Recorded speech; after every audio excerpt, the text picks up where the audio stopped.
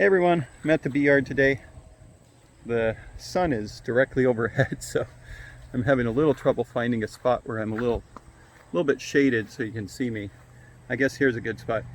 It's mid-August and I decided I'm going to start feeding the bees.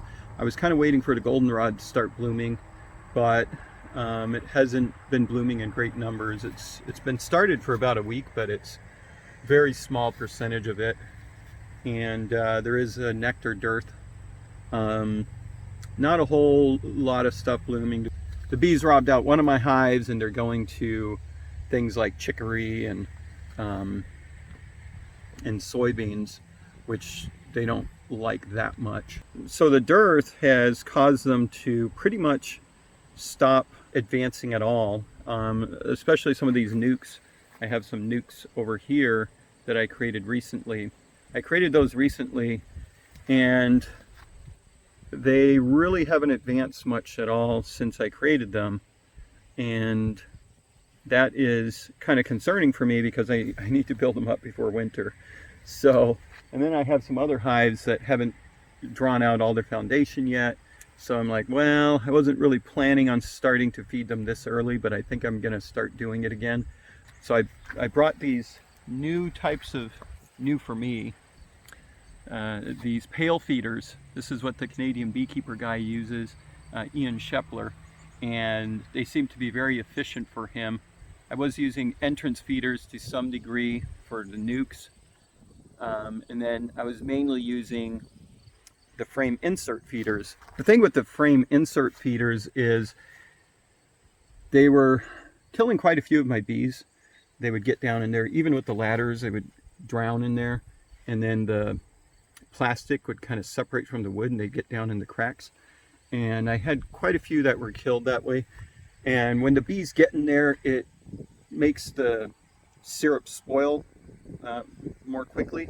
And then I have to open up the hive to access them.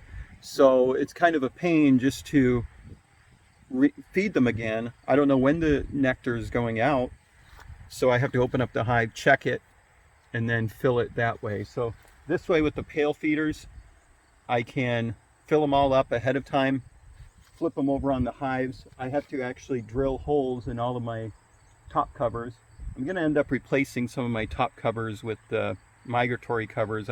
I have these telescoping top covers, and I would have to drill through the metal to make the pail feeders work. So I think I'm going to replace all my telescoping covers with the migratory covers. I have about 12 that I have to replace.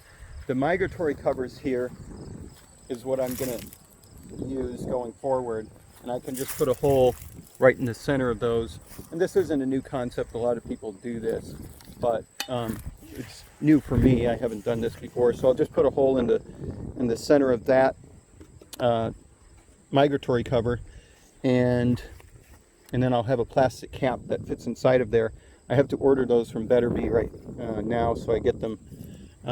But that's my plan. I'm going to drill holes in there, and then the bees can come directly to that. These pail feeders have a very fine mesh hardware cloth that creates enough friction when these pails are flipped over. It holds in the nectar. They're supposed to work pretty well. Right in here, I'm still doing a 1-to-1 sugar syrup mixture because a 1-to-1 mixture works better for getting them to draw foundation. And I still have quite a few hives that haven't finished drawing foundation in the size that I want to overwinter them in. So I want to probably feed them 1-to-1 until maybe the first week of September, and hopefully they'll draw out more, especially when the goldenrod starts coming in. I think the goldenrod in combination with the 1-to-1 sugar syrup should get them to start drawing additional comb. Today I'm going to take this hive out of the easy nuke. I'm going to put it in the wooden box and add additional super on there. I'll add additional super on that one. Then I have one more down there, and then at that point all of my hives are pretty much going to be in their wintering size. I'm probably going to reduce that one down a little bit. Yeah, I think this is probably how I'm going to winter them. I may take those two medium supers off of that, but I'm going to try different sizes.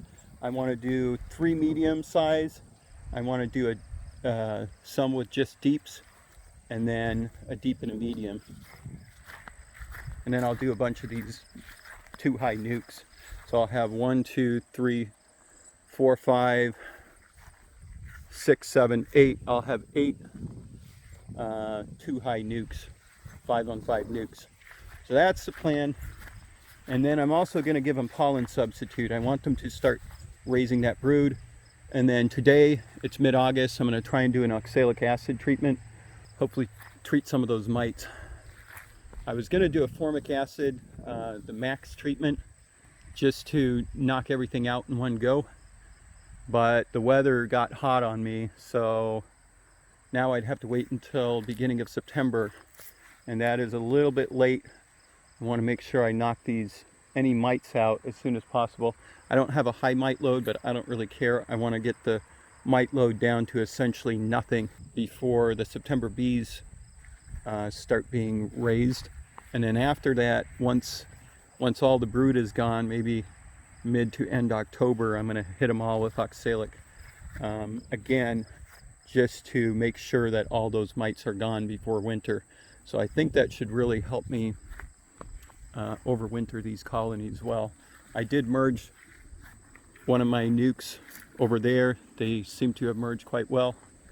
I'm not going to do individual hive inspections today. I don't have time. So I'm just going to kind of go through these hives real quick, put the pollen subs on. With the pollen subs, I'm going to put a Swiffer pad around each pollen sub. Any hive beetles will hopefully get tangled up in that when they're trying to lay their eggs in the pollen subs. So I'll take these unscented Swiffer sheets. So these work well for tangling the hive beetles in there. And they should come towards the pollen subs. That's what the hive beetles like. And then while they're trying to lay their eggs in there, they should get tangled up in this stuff. So I'm going to just put that on top of each one. And hopefully that reduces any problems with hive beetles. It's not a great time of year to do pollen subs because of the hive beetles, but I think I'm going to just put it on there and monitor it closely, make sure that the hive beetle population isn't getting away from me, and I think the Swiffer sheets will help with that. So I'm going to get started, and I'll try and do little video clips as I'm going along. So here's the pollen substitute. Pollen substitute I'm using is AP23 patties, and they have honeybee healthy in them. But I'm just going to take the unscented Swiffer sheet and put it on top of the patty. And if the hive beetles are coming to lay their eggs in there, they will tend to come from areas where the bees aren't as prevalent. So if they come from the top and they're trying to access the pollen substitute, they will try and lay their eggs in there, and as they do that, they will get tangled in there. So that should reduce the number of hive beetle larvae that are in the substitute. I'm also putting only a limited amount. I think I'm putting about 1/3 of a pound on the nuke. I'm going to start an oxalic treatment on these hives down here. As I said earlier, I was going to do max, but the temperature is above 85, and it's going to be above 85 until the end of August, so that's not really going to work. So I have this hooked up. Hopefully it does the job for me. Last time I ran it, I don't know if the battery was low or if my vaporizer is malfunctioning, but I'm hoping to get some of the vapors coming through here. We'll see if it vaporizes it or not. So I'm on my 5th hive doing this oxalic acid treatment, and I pulled it out of the last one, and there was still some crystals that hadn't been oxidized. So I'm testing it now to see if it works. I'm not sure if the battery isn't powerful enough or if it's draining fast. Maybe it's an old battery. I do have 2 batteries, but they're both kind of old.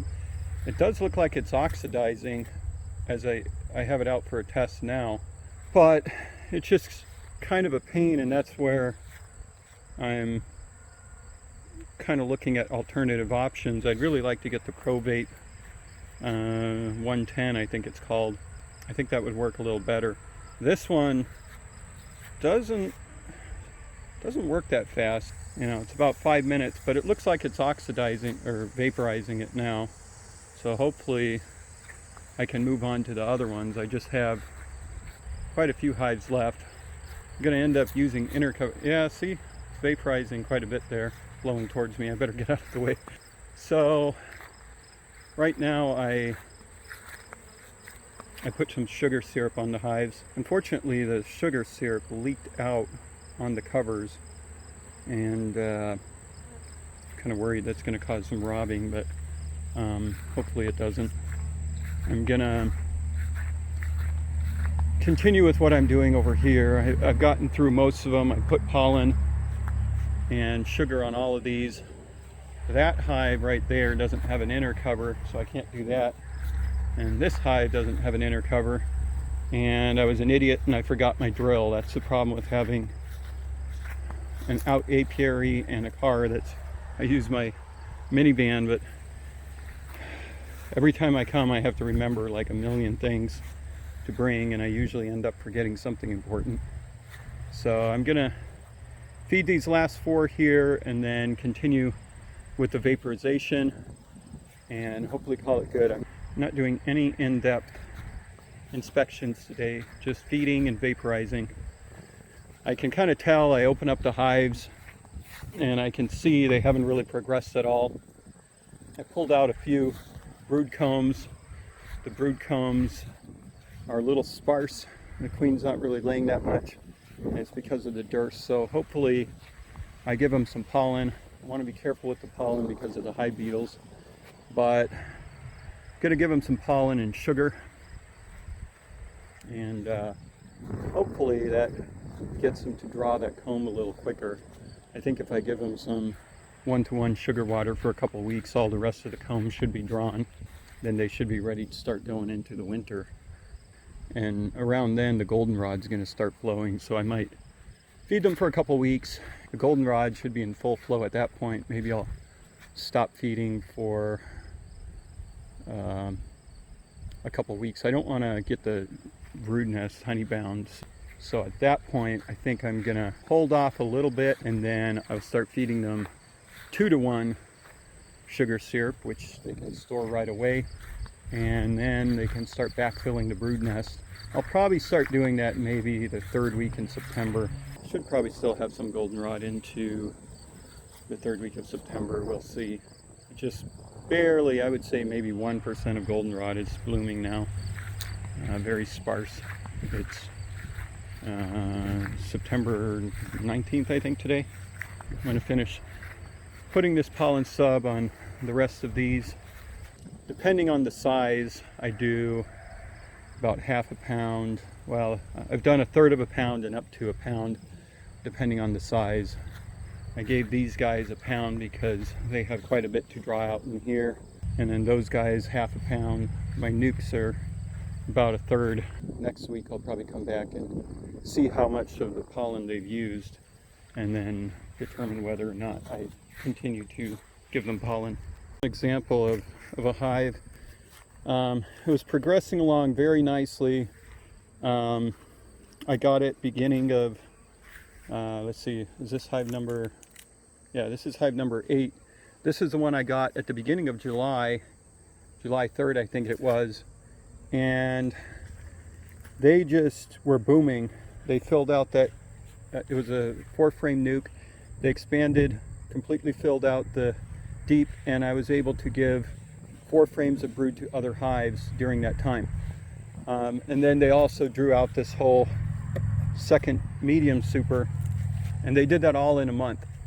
And beginning of August, when the dearth started, I put this super on. I thought, well, they're going to fill this out in no time. But since there's no nectar, they stopped drawing it, and now we're August 19th. They haven't drawn a thing. They haven't even touched it. So the dearth definitely has a big impact on them drawing foundation. I'm going to give them 2 gallons of sugar syrup, and I'm guessing next week they'll probably be drawing quite a bit in that super. I did put vinegar, 2 tablespoons of vinegar per gallon in that sugar syrup to reduce the fermentation and the mold.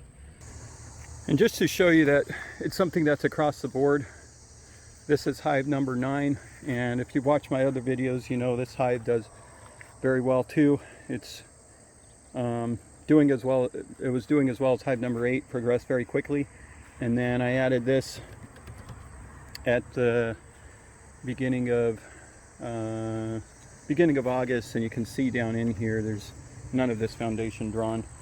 So and this is across the board, everything that I've added, any new foundation they haven't touched. So I kind of dropped the ball on that. I should have been feeding them this whole time.